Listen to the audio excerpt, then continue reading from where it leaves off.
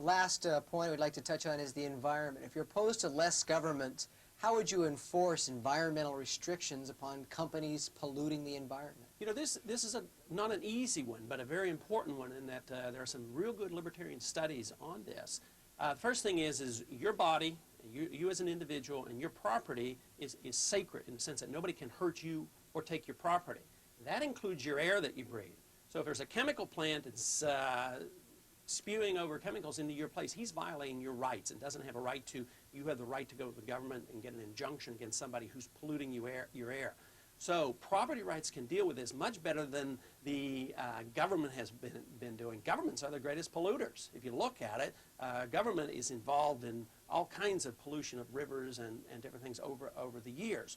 So it is much easier and much better. Except I would admit that there are some problems that are difficult. When you have rivers river pollution, interstate, and problems between countries. But it's still much better for us to handle these through the private marketplace and property rights than it is for the government.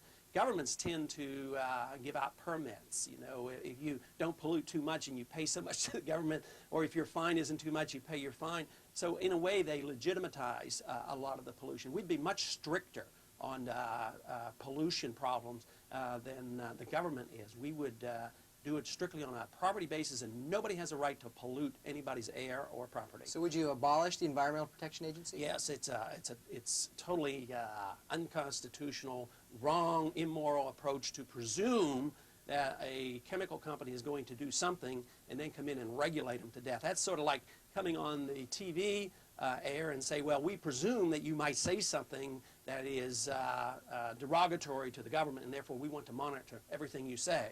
So we apply that same rule to the marketplace. If you're producing a product or the written word or the spoken word, we say no regulations. It should be done through the marketplace. If somebody uses slander, he should be, liable for this. If somebody pollutes your air, he should be liable and responsible for this. But it's much better to handle this through contractual voluntary arrangement and with the concept of private property rights. Ron Paul, a former congressman from Houston, Texas, and a candidate for the Libertarian Party's nomination.